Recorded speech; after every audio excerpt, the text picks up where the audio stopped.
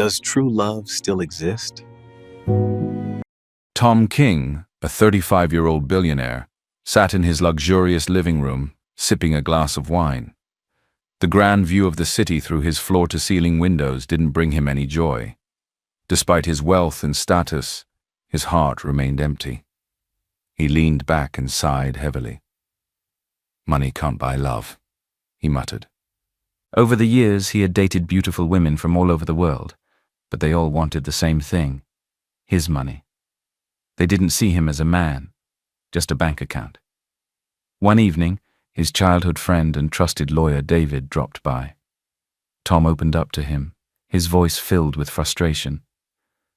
"David, I've had enough. I want real love. Someone who sees me for who I am, not my wealth," Tom said. David nodded, understanding his pain. "It's not easy, Tom. But what are you planning to do?" Tom leaned forward, a sudden sparkle in his eyes. "I'm about to open the biggest bank in the city. It's going to be grand, state-of-the-art facilities, highly qualified staff. But I'm not going to be the billionaire owner. I'm going to be a cleaner." David raised an eyebrow. "A cleaner? Are you serious?" "Yes," Tom said. "I'll change my name to Jack. No one will know who I am. I want to see how people treat me when I'm just an ordinary worker. I want to find someone who respects everyone regardless of status. This is my chance." David laughed, impressed. "That's quite the plan, but are you sure you can pull it off?" "I have to. I'll apply like everyone else as a cleaner, and you will handle the public announcement saying the owner is out of the country. I want to blend in, David. No one must know." David agreed. "This will be interesting. I'll support you." The day finally arrived. The bank's grand opening was the talk of the city. Highly qualified managers, tellers, financial analysts, and accountants were all present, dressed in their finest. David, dressed sharply in his suit, addressed the new employees. "Ladies and gentlemen, welcome to the grand opening of Starlight Bank, the biggest in the city. The owner is currently out of the country, but he trusts that you will all do your jobs with dedication and professionalism. This bank will be under strict management, and the owner expects nothing but the best from every single one of you." The staff applauded, feeling proud to be part of such a prestigious bank. Many of the tellers whispered to each other, already boasting about how lucky they were to be employed in the largest bank in the city. Some even looked down on the cleaners standing quietly at the back, including Tom, now known as Jack. One of the senior tellers, Karen, adjusted her crisp uniform and scoffed. "Imagine working as a cleaner in a bank like this. Some people have no ambition," she whispered to her friend. Tom, in his simple cleaner's uniform, didn't react. He had to remind himself that he was here to find someone genuine, someone who didn't look down on people based on their jobs. Another cleaner, a grumpy old man named Harold, nudged him. "New here, huh?" Tom nodded. "Yes, just started today. Be careful around these tellers. They act like they own the place," Harold warned, rolling his eyes. Tom smiled. "Thanks for the advice." As the day went on, the staff settled into their roles. The managers discussed their schedules and financial procedures. The tellers gossiped and bragged about their qualifications, and the cleaners, including Tom, quietly started their tasks. Karen, who had been promoted to the head teller, walked into the main hall and nearly bumped into Tom, who was mopping the floor. "Hey, are you blind? Watch where you're going," she snapped, glaring at him. Tom quickly apologized, keeping his head down. "Sorry, I didn't see you." Karen huffed. "You cleaners are all the same, lazy and clumsy. This bank deserves better." Tom bit his tongue, remembering his role. He didn't want to reveal his true identity just yet. As he continued mopping, he noticed other tellers laughing at him from behind. They seemed to enjoy mocking the cleaners, feeling superior just because they wore smart uniforms and had finance degrees. During lunch break, Tom sat in the staff cafeteria, quietly eating his meal. The cleaners had their own small table at the corner, while the managers and tellers occupied the larger, more comfortable space. One of the managers, Mr. Kevin, strutted past, glancing at the cleaners with disdain. "Unbelievable. They let anyone work here now?" he muttered to his colleague, loud enough for Tom to hear. David, who was secretly watching from the management office, couldn't help but shake his head. Tom's really going to see the true colors of people here, he whispered to himself. Tom couldn't help but feel disappointed. Most of the staff were full of pride, looking down on those they considered beneath them. He wondered if there was anyone in the bank who genuinely respected people, no matter their status. As the day drew to a close, Tom wiped down the bank's glass entrance doors. His mind was filled with thoughts. Would he ever find true love, or would he always be surrounded by people who only valued wealth and status? Little did he know, his journey was just beginning, and fate had a way of revealing unexpected truths. The sun was hot that afternoon. Inside the big bank, the cleaners were busy wiping floors and windows. But the tellers, oh no, they were not working. They were standing in groups talking, laughing, and showing off. One teller said loudly, "Can you believe it? We are working in the biggest bank in the city. Ah, my village people will hear it today." Another one laughed. "I even posted it on Facebook. Susan now working in Starlight Bank. My ex will cry." They all laughed loudly. Karen raised her voice. "Let me tell you all, not everybody can work here. We are the best of the best. Those cleaners should know their place and not talk to us anyhow. This is not their level." The other tellers nodded, agreeing with her. Tom, now using the fake name Jack, was mopping the hallway floor not far from them. He heard everything. They were so proud of themselves, but none of them had manners. They looked down on cleaners like they were nothing. Jack cleaned quietly. He didn't say anything, but deep inside, he was shaking his head. Later that evening, after work, Jack sneaked into a small office where David, his friend and lawyer, was waiting. David smiled when he saw him. "Ah, my billionaire cleaner. How was your first full day?" Jack removed his cap, wiped his face, and sighed. "David, I'm tired. These people, these tellers, some of them are very rude. You need to hear the way they talk to cleaners like we are animals." David laughed hard. "Welcome to the world of a common man, my brother. Now you see how it feels." Jack shook his head. "I thought maybe, just maybe, I'll meet someone real. But with what I've seen today, I don't think true love exists. Everyone is proud, everyone is fake. They only smile when they think someone is rich." David looked at him and smiled. "Jack, or should I say Tom, calm down. The world has both good and bad people. Maybe today you met the bad ones, but who knows? Tomorrow might be different. Keep watching." Jack sighed again. "I'm not even sure I can survive this. Do you know one called me a blind goat today because she nearly slipped on the wet floor?" David burst into laughter. "Blind goat? This your story will be sweet when it finally ends. Just be strong, my friend." Jack smiled faintly. "Anyway, I'll keep going. But if by the end of the week I don't see any good person in that bank, I'll just give up on love and marry money like the rest of them." David laughed again. "Let's see how it goes." The next day, very early in the morning before others came in, Jack arrived with his mop and bucket. He liked coming early. It gave him peace before the noise began. As time passed, the same proud tellers walked in, heads high, heels clicking. Karen entered and shouted, "Where's the cleaner? This floor is dusty. Do you want customers to fall and die? Come out now." Jack came out quickly and bent down to clean. "Sorry, Ma. I will clean it now." Karen hissed. "You better, or I'll report you to the management." The other tellers laughed again. One of them whispered, "See him? He even smells like bleach. I can never date a man like this in my life. Imagine me, Jessica, dating a cleaner." They laughed louder. Jack kept quiet and did his work. As he mopped, one of the male managers passed and stepped onto the wet floor. "Are you stupid? Why didn't you put wet floor sign?" he barked. "I'm sorry, sir. I'll place it now," Jack replied calmly. "Use your head, not your back," the manager added. Jack looked up for a moment, but quickly looked down again. He smiled softly to himself. If only they knew who I am. Later that day, David sent a message to Jack through WhatsApp. "How's day 2 going? Any good people yet?" Jack replied, "Nope, just pride, insults, and eye service, but I'm still watching." David sent a laughing emoji and wrote back, "Clean it, Tom. May God strengthen you." Jack dropped his phone and looked around the bank again. Everyone was busy showing off, but he was still waiting for someone who will look at him and smile, not because of his uniform, not because of money, but because they had a kind heart. In the same big city where the largest bank had just opened, lived a young woman named Sarah. Sarah was a single mother. Her father, a poor widower, had trained her with sweat and tears. They were very close.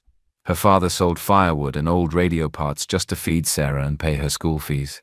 Sarah had always dreamt of working in a big bank someday, but life was not easy, yet they managed. Sarah didn't have a mother. She died when Sarah was just a little girl, but her father did everything he could to make Sarah feel loved. Years later, something terrible happened to Sarah while she was still in finance school. A man she trusted took advantage of her. He forced himself on her and left alone. She cried for weeks. It broke her spirit, but not her strength. She found out she was pregnant. Many people told her to drop out of school, to forget her dreams, but Sarah refused. Many people told her to drop out of school, to forget her dreams, but Sarah refused. "I will have my baby and still become an accountant," she said. Her father stood by her side. "You are my daughter, and you are strong," he told her. She carried her baby, went to school with a big belly, and after she gave birth to a baby girl, she continued schooling. Her classmates mocked her, but she never stopped. Years passed. She graduated. She had no fancy shoes, no rich relatives, but she had hope. One evening, Sarah came home with a flyer in her hand. "Dad, see? Starlight Bank is hiring," she said with excitement. Her father's tired eyes lit up. Is that not the big bank we always hear on the radio? Yes, Dad. They're hiring an accountant. I will apply tomorrow. He hugged her tight. God will do it. You will get the job. The next morning, Sarah wore her only neat dress. She tied her daughter's hair and gave her food. Her neighbor agreed to watch her little girl while Sarah rushed out. She walked quickly, her CV in a small brown envelope. Sweat poured down her forehead, but she didn't stop. By the time she got to the bank, people were already seated.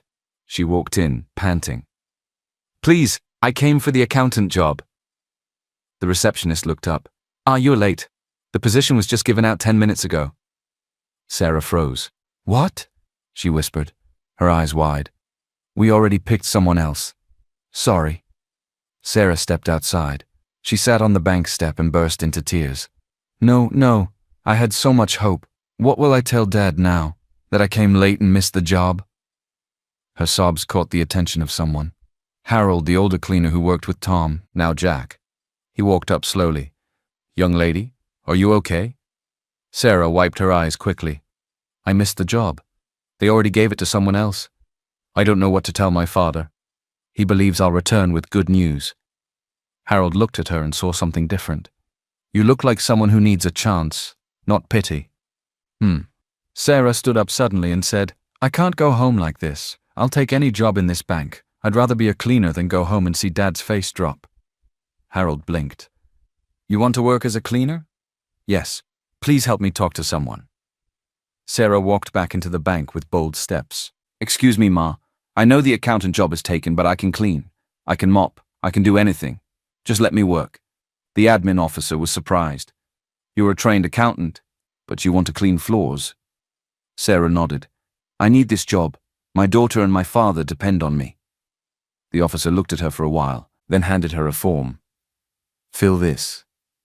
Sarah smiled for the first time that day. Later that day, Jack, Billionaire Tom, was mopping the back hallway when he saw Sarah in a cleaner uniform. She looked new. She bent down and started scrubbing with strength and seriousness. She didn't complain. She didn't look ashamed. Jack watched from afar. Something about her spirit caught his attention. Harold came beside Jack and whispered, "That new girl, she's an accountant. Missed the job. Asked to be a cleaner instead. She said she'd rather clean than go home jobless. That girl get fire for body." Jack smiled softly. "Interesting." Harold laughed. "This bank is full of drama. Every day new story." Jack kept his eyes on Sarah. He didn't speak to her, not yet. But deep inside, something told him, keep watching her. That night, Sarah returned home. Her daughter, Molly, ran to hug her. "Mommy, you're back." "Yes, my love." Sarah lifted her up with a tired smile. "Mommy got a job and I started working immediately." Her father smiled from his wooden chair. "I told you God will make a way." Sarah hugged him, tears of relief in her eyes. "It's not what I hoped for, but it's a start." Her father held her hand gently. "The job doesn't matter. It's the heart you carry into it that counts." Sarah wiped her tears and nodded. At least it's something. I can't stay jobless. I know this is not the job I wanted, but who knows? Maybe one day if there's a space I can still apply. At least I'm already inside the bank. I'll keep my eyes open for any chance. Her father smiled and nodded. Yes, my daughter. Step by step, God is watching. Sarah looked at her daughter and smiled. For now, we thank God. It's better than nothing. And with that, they all sat together to eat the little food they had, with hope in their hearts. It was Sarah's second day working as a cleaner at Starlight Bank. She tied her scarf tight and bent down to scrub the floor at the teller's station. Her back ached, but she kept going. She didn't complain. She was just happy she had something to do to earn small money for her daughter and father. Suddenly, loud voices filled the hallway. Karen walked in with two other proud tellers, Jessica and Amanda. They were chewing gum, laughing, and holding cups of cold juice. As they passed by, Amanda stopped and looked closely. Wait, is that not the girl that came for the accountant job? She asked. Karen turned. I think she is the one. Jessica shouted. Hey, you came for an accountant job and now you are holding a mop and bucket. Ah, life is not fair. They burst into loud laughter. Cleaner Sarah, Karen said mockingly. You should have stayed at home if you knew you were not qualified. See now, you wanted to be an accountant and ended up a mop girl. She has no ambition, Jessica added. A whole Starlight Bank. And you think we'll hire just anybody? Please go and clean the toilet, Joa. Sarah didn't answer. She kept scrubbing. Her eyes were hot, but no tear dropped. After mocking her, they laughed again and walked away, hips swinging proudly. A few minutes later, Jack, billionaire Tom in disguise, walked in with Harold. He had heard and seen everything. Harold hissed. These tellers are too proud. One day they will fall down from that there high horse. Jack walked closer. Sarah, are you okay? Sarah looked up and gave a small smile. I'm fine. That's nothing. I've seen worse. Jack and Harold sat beside her on the bench. Sarah dropped her mop stick and sat too, breathing deeply. I was trained by my widowed father, she said quietly. I know what hunger is. I know what shame feels like. When I was pregnant in school, people laughed at me. My classmates said I'd never graduate, but I did. So these tellers' words, it doesn't shake me. Harold nodded slowly. You're a strong woman, I respect you. Jack smiled. You don't have to prove anything to them. What you're doing now, raising a child, working hard, that's bravery. Just then, Sarah's phone rang. She picked it quickly. Hello? A worried voice came from the other side. It was her neighbor. Sarah, come quickly, your daughter is not feeling well. She's burning up, she's been vomiting, she's very sick. I think you need to take her to the hospital. Sarah jumped up. Oh no. Jack stood immediately. What happened? Sarah's voice shook. It's my daughter, she's sick. I have to take her to the hospital, but I don't have any money for the deposit. She grabbed her bag and ran from the hallway, heading straight for the main bank lobby. She ran to the front of the teller line, crying, Please help me, I work here, I'm a cleaner. My daughter is very sick. I need to take her to the hospital. I need an emergency salary advance for the hospital deposit. Karen looked up, her lips twisted in annoyance. An advance? Don't be ridiculous. Salary advances are only for full-time staff after 6 months. You're a cleaner and you've been here 2 days. It's against policy. But my daughter is sick, Sarah begged, crying now. Please, I'll pay it back from my first check. I just need the money for the hospital. Amanda hissed loudly. Go and get a loan from a pawn shop. This one is a high-class bank, not a charity. Sarah stood shocked and heartbroken, not knowing what to do. Just then, Harold and Jack, Tom in disguise, arrived. They saw the scene. Harold's eyes went wide. What is happening here? Sarah, in tears, explained everything. Jack stepped forward. She works here. Her child is sick. Can't you give her an advance first and sort the policy later? Karen turned sharply. Cleaner Jack, don't talk where serious people are talking. Jack frowned. What's wrong with you people? A child is sick. Why can't you help her? Jessica laughed. Since when did cleaners start giving orders here? You that push mop around. You now want to tell us how to manage bank funds? Jack stood his ground. I don't need to be a finance expert to know this is wickedness. Amanda snapped. Then pay for her treatment, ogre cleaner, or keep quiet. Harold stepped forward, fuming. How can you all be so heartless? Even if she's a cleaner, does that mean her child should die? Karen hissed. Harold, since all your life you've been cleaning, what have you achieved? You want to teach us kindness now? Please shift, Harold shouted. Even with my mop, I have more heart than all of you with your keyboards. Sarah just stood there crying, rocking back and forth. Suddenly a soft but firm voice came from behind. Excuse me, what's going on here? Everyone turned.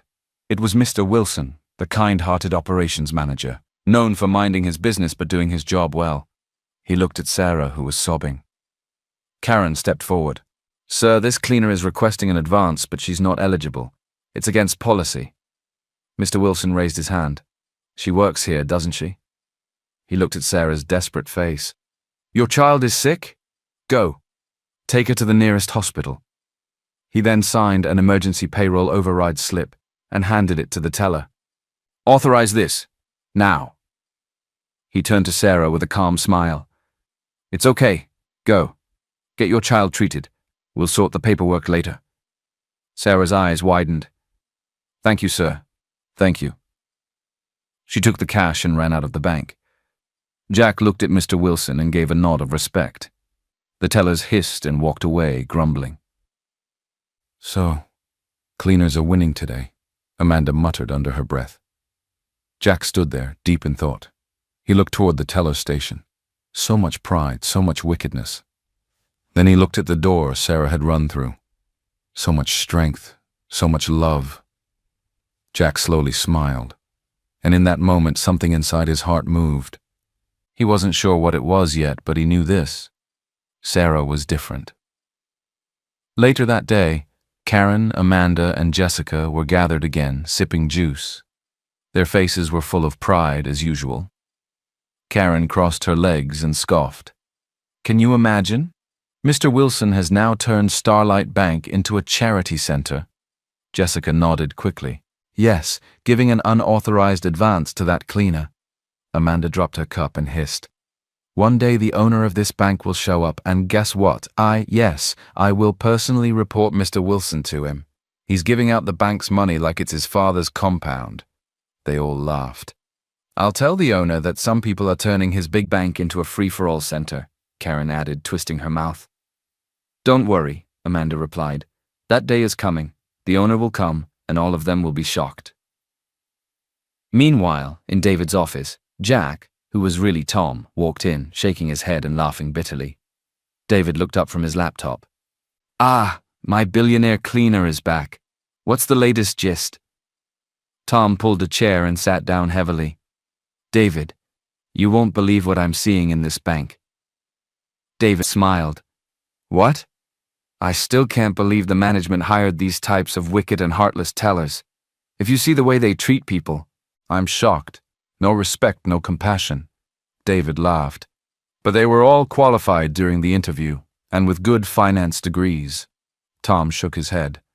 These ones are not tellers. They are trouble in uniform. David laughed harder. So have you met any good person yet, or are they all evil? Tom's face suddenly softened.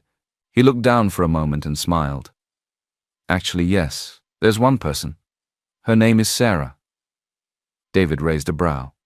Sarah? Yes, Tom replied. She came to apply for the accountant job, but she came late. She took a cleaner job instead, didn't complain, didn't grumble. David's face changed. Really?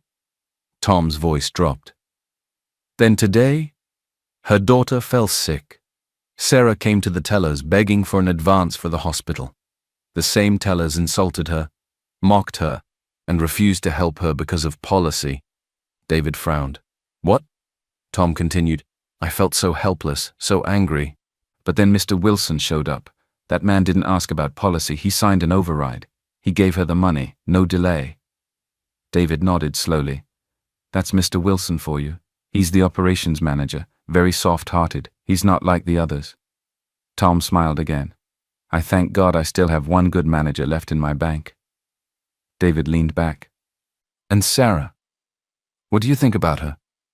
Tom paused, then said softly, Sarah is different. She doesn't wear pride like the rest of them. She has suffered, but she's still gentle.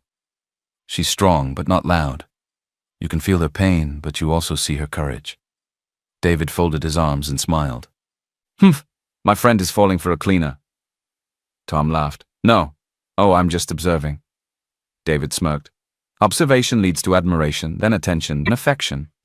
Tom pointed at him playfully. If you say one more word, I'll transfer you to the vault. They both laughed. Then David leaned forward. Seriously though, Tom, let's not forget your plan.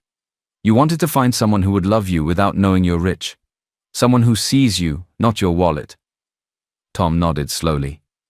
Yes. The next day, Jack found Sarah in the cleaner's room.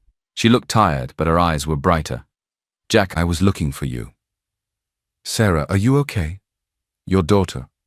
Oh, Jack, she's much better. The hospital treated her and she's resting at home. Mr. Wilson, he saved us. I'm so grateful. Jack smiled. I'm so glad she's okay. You're a strong woman, Sarah. Don't ever forget that. Sarah smiled softly. I just want to do my best for her and for my father. Jack nodded. You've done well. Don't let the noise of proud people make you forget your worth. Sarah looked at him with teary eyes. You talk like someone who knows pain. Jack smiled faintly. Let's just say I've seen the world, and the world is not always kind. They both sat quietly for a while. No words, just understanding. 2 days later, Sarah's daughter Molly was fully recovered. Sarah looked at her and smiled. God, thank you. I will never forget how Jack, Harold, and Mr. Wilson stood by me. That morning, Sarah woke up early and cooked a small pot of jollof rice with fried plantain. It wasn't much, but it was made with love. She wrapped it nicely into 3 plates, one for Jack, one for Harold, and one for Mr. Wilson. Later that afternoon, Harold and Jack were seated behind the bank building, resting. Sarah walked up to them with a shy smile, carrying the food. Good afternoon, my friends, she greeted sweetly. Jack smiled. Ah, Sarah, the strong woman. Harold chuckled. See her face like someone hiding something. Sarah laughed. No. Oh, I just brought small food for you both. It's nothing big, but it's my way of saying thank you for being good to me, for helping me, for standing by me and my daughter. She handed them the plates. I know it's small, she added, but please manage it. Jack opened his plate and sniffed. Huh? Jollof rice with plantain. Sarah, you've just made my day. Harold was already digging in. This one no smallo. This is celebration food. They laughed and ate happily. After the food, Sarah and Jack continued talking while Harold went back inside. Sarah looked at Jack. You've been very kind to me, Jack. But tell me, who are you? Really? I mean, why did you choose to be a cleaner? Jack looked at her, his face calm but thoughtful. Well, things haven't been easy for me. I searched for jobs everywhere, but nothing came. No connection, no help. So I decided to work as a cleaner to help myself. I just couldn't stay at home doing nothing. Sarah nodded slowly. Are you a graduate? Jack replied. Yes. Sarah blinked. Then don't stop applying. Don't give up on your dream just because life is hard now. She placed her hand gently on his shoulder. Look at me. I'm a trained accountant, but I'm sweeping bank floors. Why? Because I still have hope. I believe that one day there will be a space for me. So I keep applying. This cleaner job, it's temporary. I won't die here. Jack stared at her, speechless for a moment. Sarah smiled. Don't give up, Jack. Promise me you'll keep trying. Jack nodded slowly. I promise. They both smiled at each other. For the first time in a long while, Jack felt like someone believed in him. Not the billionaire, not the cleaner, but the man inside. Just then, a loud, distressed shout echoed from the reception area. No, that's wrong! My money is gone! You've stolen my money! People rushed out to see. An elderly man was at the counter, shaking and waving a handful of crumpled receipts. Karen and Jessica were there. Sir, please calm down, Karen said coldly. The numbers are correct. You'll have to file a formal complaint. I don't understand these numbers, the old man cried. It says my account is almost empty, but I just deposited my pension. You're thieves! Jessica rolled her eyes. Sir, if you can't read your statement, that's not our problem. Now please step aside. Sarah, who heard the commotion, dropped her mop and ran forward. "Sir, what's wrong?" she asked gently. Karen snapped. "This is bank business, cleaner. Go away." But Sarah ignored her. She knelt beside the man. "Sir, let me see." The old man, seeing her kind face, handed her the receipts. Sarah's eyes scanned the papers quickly. "Ah, I see," she said calmly.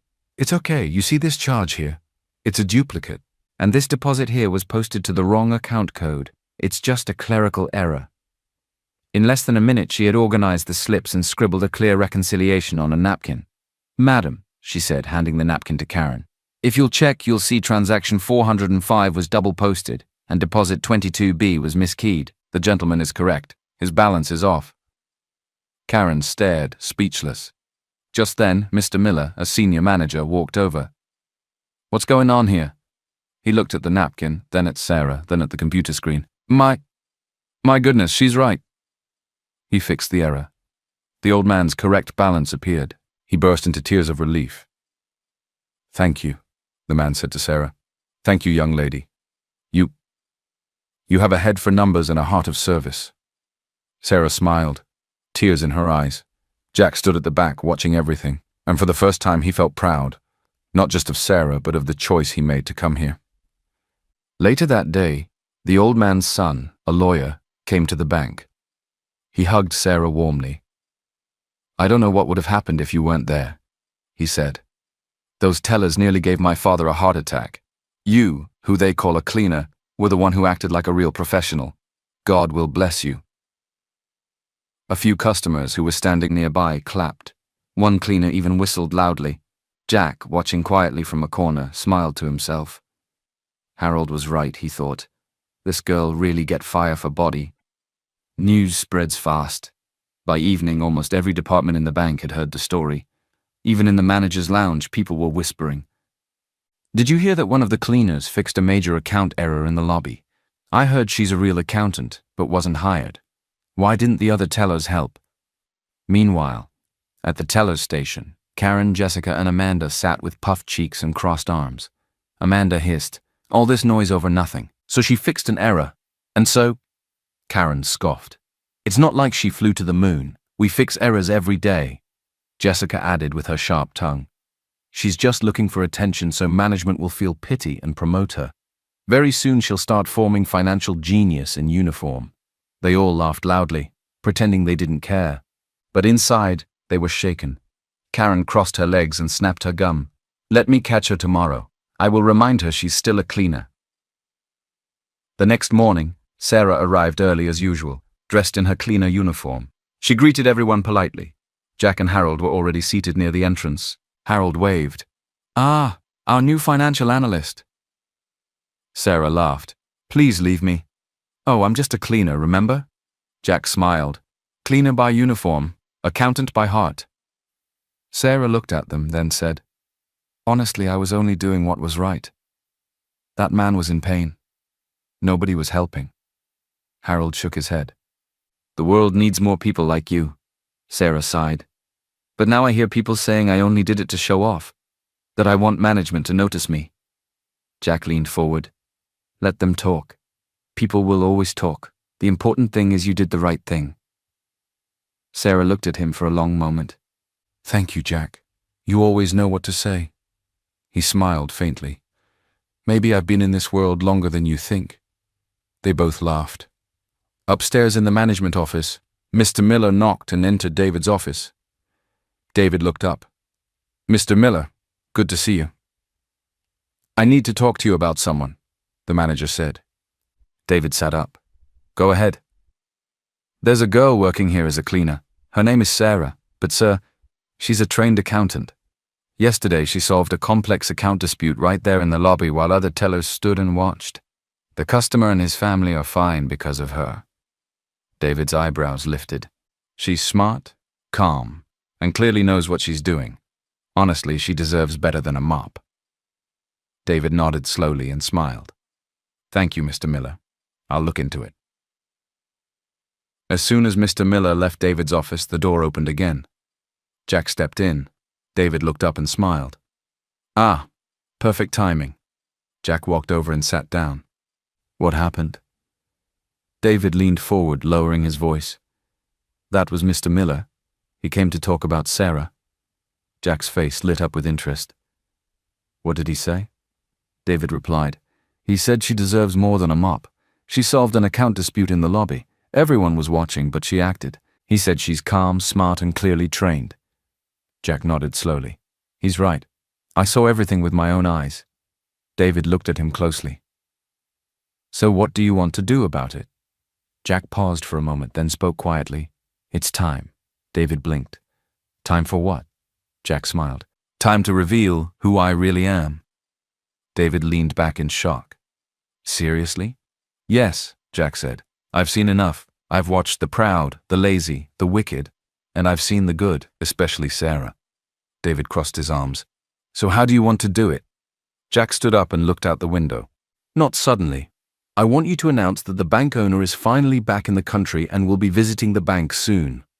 David grinned. I see. So, you want them to sweat first? Jack smiled faintly. Exactly. Let's see how they act when they think the boss is coming. Later that afternoon, a message was sent through the bank's group chat and posted on the main board. Attention all staff. The owner of Starlight Bank has officially returned to the country. He will be visiting the bank very soon. Please remain professional and ensure all departments are in perfect condition.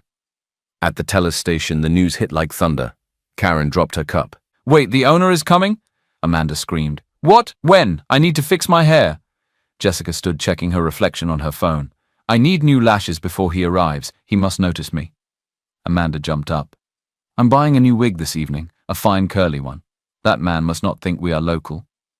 Karen adjusted her uniform. From now on, no one should play. The owner must see us as serious, beautiful, and hard-working. They all started acting busy, walking fast, speaking in soft tones and pretending to care about their duties. Outside the bank gate, Sarah and Harold were standing under the small mango tree near the gate, talking and enjoying the cool evening breeze. Sarah sighed. The sun today was too much. Harold laughed.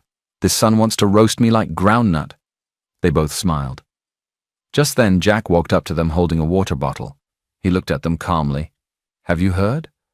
Sarah and Harold turned. Heard what? Harold asked. Jack looked at them both. The bank owner is visiting soon. Harold nodded. That's good. It's about time. At least we'll see him face to face. Sarah said nothing at first. Then she looked up and said, I just hope he is kind. Jack turned to her. Why did you say that?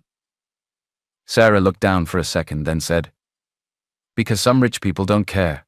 They build banks but don't know what's happening inside. I just hope this one cares and handles this bank with wisdom and love. Harold nodded in agreement. She's right. Many owners only care about money. Jack stood still, speechless for a moment. He stared at Sarah, at her honest eyes, and at Harold, who had always spoken from the heart. He didn't say anything. He just smiled quietly. But inside him, something deep moved. She had no idea she was talking to the very owner she was worried about, but instead of feeling insulted, Jack felt something warm in his chest.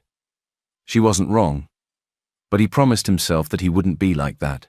He would be different. He would prove Sarah wrong in a good way. It had been 3 full days, and Jack had not shown up at work. No one had seen him. No one had heard from him. Sarah stood near the staff locker area, wiping her hands on her apron.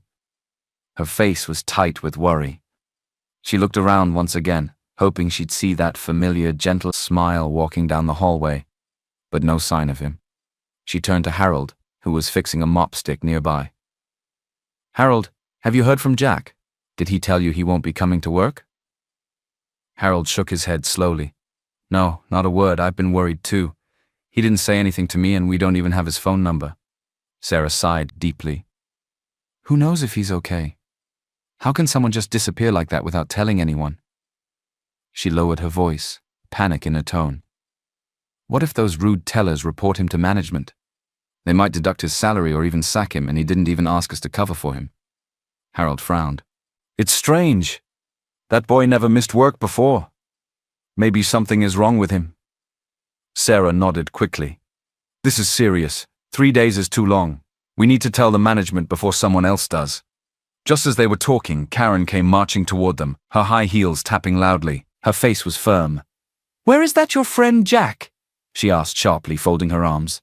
Sarah quickly answered, "He's not feeling well. He told management. He took an excuse." Karen squinted. I hope so. Because the owner of this bank can arrive any day now, and this is the 3rd day Jack has been absent." She pointed a finger. "You better call him. Tell him to return to work tomorrow, or else he may lose this job." Sarah smiled weakly. "Okay, Ma, I will." Karen hissed and walked away. Sarah turned to Harold again, her worry now deeper than before. "Harold, I think I need to go to management myself, before that woman makes trouble." Harold nodded. "Go, please. Before she writes her long complaint, just say something to protect him." Sarah nodded. "I was thinking the same." Harold pointed toward the main building. "Go straight to the top floor. That's where the management offices are. Ask for Mr. David. He handles most staff issues." Sarah nodded and walked away. Later that day, Sarah knocked gently on David's office door. "Come in," David called out. She stepped in, hands folded in front of her, eyes a little nervous. "Good afternoon, sir." David looked up.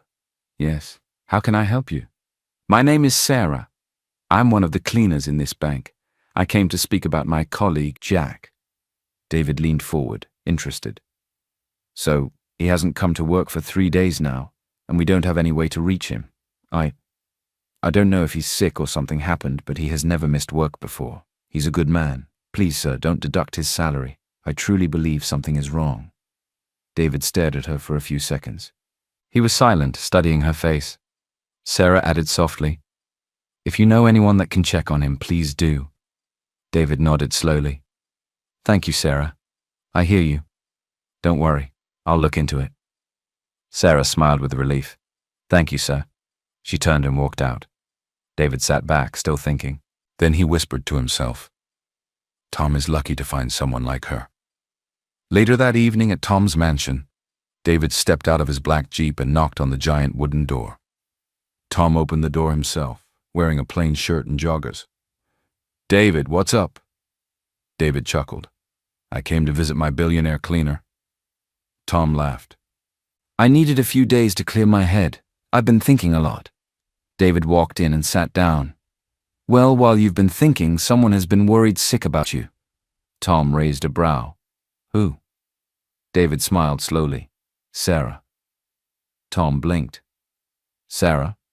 "Yes. She came to my office today. Said you've been missing at work for 3 days and that she doesn't have your number, but believes something is wrong.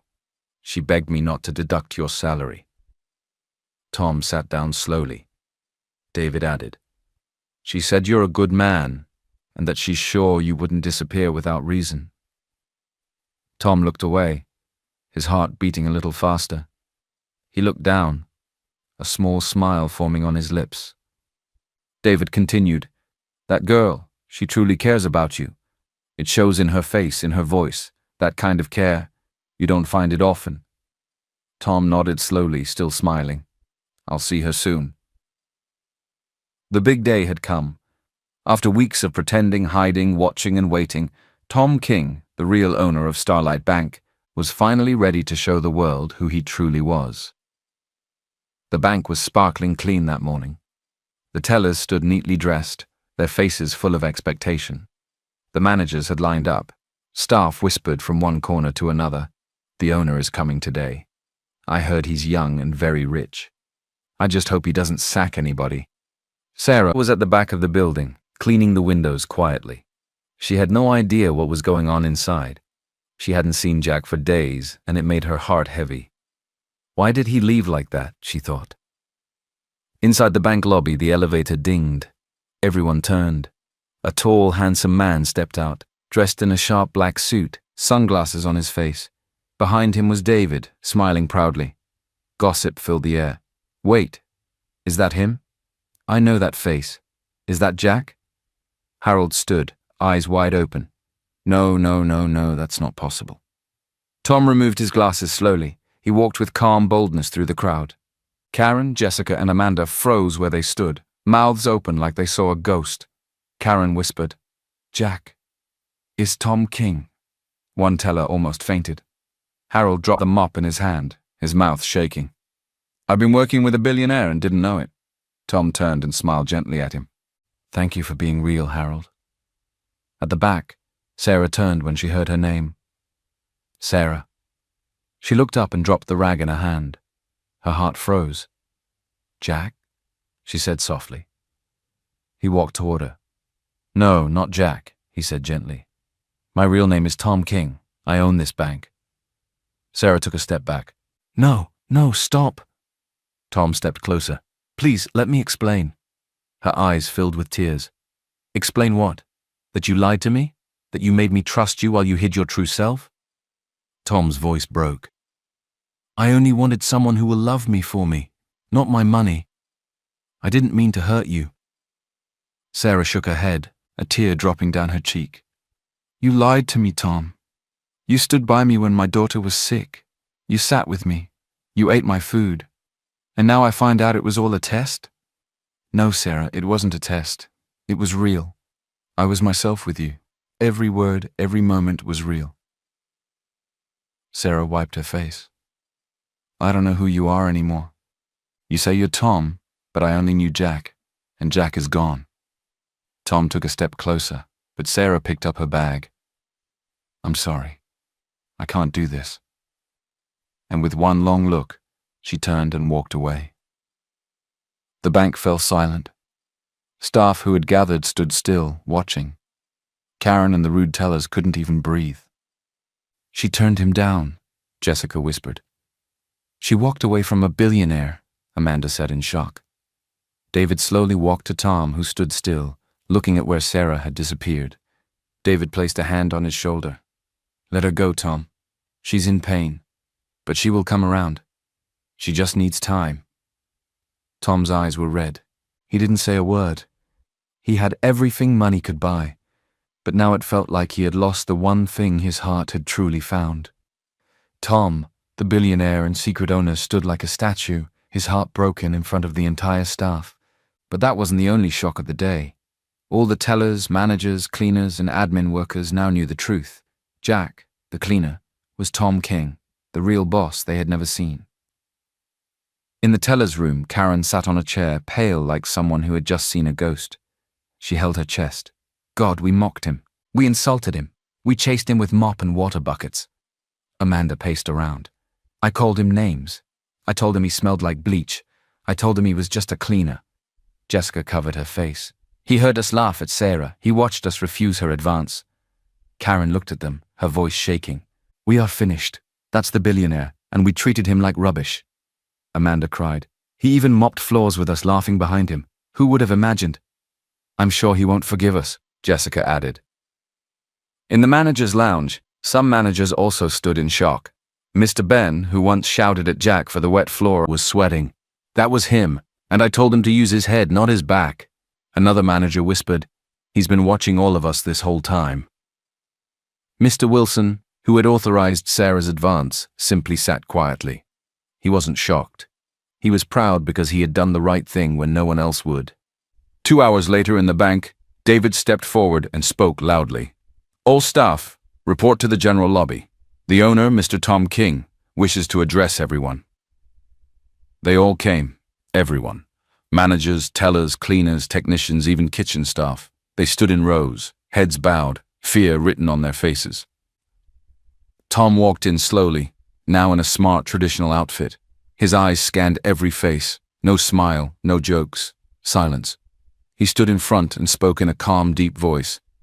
"When I decided to open this bank, I wanted a place where every person mattered, rich or poor, big man or small cleaner. But what I saw broke my heart. Some of you tellers and managers carry pride like a badge. You mocked people who came for help. You laughed at pain. You treated cleaners like trash." Tom's voice became sharper. "A staff's child was sick. Instead of showing care, you showed cruelty. Instead of kindness, you mocked her." Karen bit her lip, shaking. Tom continued. "The purpose of this bank is not to wear fine suits and walk with pride. It is to serve people, to help the weak, to care for our community. If your heart is not in this job, you have no business being here." A few tellers burst into quiet tears. He turned and pointed gently. "But some of you shone like gold in the middle of the darkness. Mr. Wilson, you acted with compassion. You treated a person not based on policy but on need. You are promoted to Senior Vice President of Operations." Everyone clapped. Mr. Wilson bowed quietly. "Mr. Miller," Tom continued, "you saw a colleague's skill, not just her uniform. You brought Sarah's work to my attention. You will now be the head of internal audits." More claps. "Harold." Tom looked at the old cleaner with soft eyes. "You earned my deepest respect. You spoke when others were silent. You stood with the weak. You've served long enough. From today, you are promoted to Staff Welfare Supervisor. You'll never touch a mop again." Tears rolled down Harold's cheeks. "Thank you, sir. Thank you." And finally, Sarah. Everyone turned. Tom looked at the empty space where Sarah used to stand. He cleared his throat. Sarah came here hoping to be an accountant. She came late, but she didn't leave. She took a mop instead. And yet, when a customer was in distress, she acted like a trained accountant. She solved a problem our own staff ignored. His voice shook slightly. "From today, Sarah is the new head of customer accounts." The crowd clapped. Some clapped in shame, some in joy. But Sarah wasn't there. Tom looked at the crowd again. "Let this be a lesson. Never judge people by what they wear or where they work. Because that cleaner beside you today might just be your boss tomorrow. This bank will change. From today, we will no longer walk in pride, but in purpose. If you cannot show kindness to the least among us, you are not worthy to wear this bank's uniform." Karen burst into tears at the back. "I'm sure he will sack me. I was the worst." Jessica whispered, "Let's beg him." Amanda shook her head. "After all we said to Sarah, after all we did to Jack, I don't think he will forgive us." Meanwhile, Tom looked around, but his heart was not at peace. He had said what needed to be said. He had done what needed to be done. But Sarah, the one person he wanted to see, was gone. He looked out the window, his heart heavy. "Where are you, Sarah?" 2 days later, Sarah was at home, lying weak on her small mattress. Her eyes were puffy from crying. She hadn't eaten.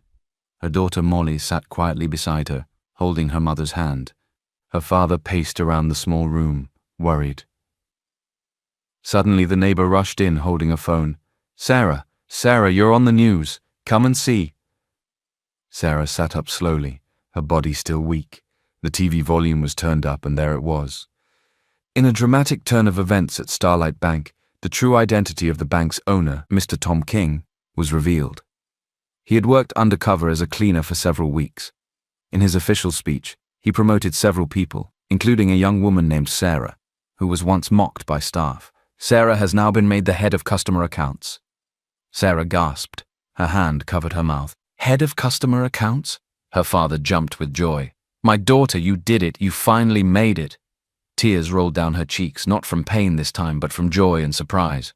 Tom couldn't wait anymore. He turned to David in the office. "David, bring me Sarah's employment form. I need to know where she stays. I'm going to see her now." David nodded. "I was waiting for this moment." Minutes later, Tom drove himself in his white SUV straight to Sarah's compound. He got down and rushed in. The small room was filled with silence when he entered. Sarah looked up slowly. She was weak, but her eyes were wide with shock. "Tom?" she whispered. He walked straight to her, bent down and gently carried her in his arms. "I'm sorry. I shouldn't have waited this long." He turned to her father. "Sir, please let me take you and Molly with us. I'll make sure she gets proper care." Sarah's father couldn't believe his eyes. "God, is this real?" In Tom's mansion, doctors arrived quickly. Sarah was placed in a clean white room with soft sheets and calm music playing. Molly and her grandfather were also given their own rooms.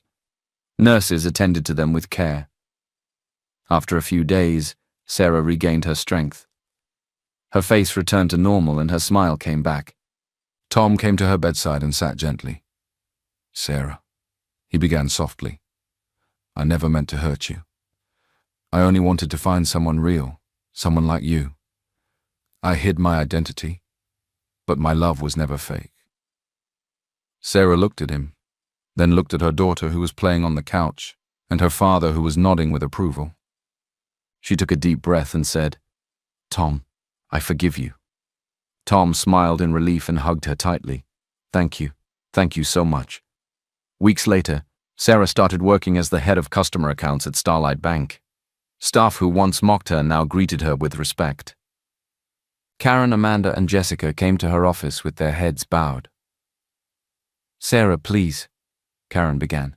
"We're sorry for everything. Please forgive us." Sarah stood up and said softly, "I forgive you. But let this be a lesson. Don't ever look down on anyone." They nodded, tears in their eyes. 1 month later, Tom invited the entire staff and media to a grand hall inside the bank for a special announcement. He stepped forward with a big smile and said, "Today, I want to make the biggest decision of my life." He turned to Sarah and held her hand. "In front of everyone here, I want to ask, will you marry me?" Gossip filled the room. Sarah smiled brightly, tears in her eyes. "Yes, Tom, I will." The hall erupted with claps and joy. 2 months later, they got married in a beautiful garden wedding. Flowers, music, and joy filled the air. Molly wore a white dress and called Tom Daddy with joy. After the wedding, Tom made one more surprise move. He promoted Sarah again, not just as head of customer accounts, but now as head of operations for Starlight Bank. Sarah now stood where few ever reached. She wore a fitted suit, held the mic at a staff meeting, and addressed everyone. "This bank is not just a building, it is a home. Everyone, no matter their position, deserves respect. From today, if anyone is found treating a fellow staff or customer with pride or wickedness, you will lose your job. We are here to serve our community, not crush hearts." The staff clapped. And as Tom stood beside her, smiling like the proudest husband in the world, Sarah knew something deep in her heart. She didn't just find a job. She found her purpose. She found her place. And she found true love. The end. Thanks for watching.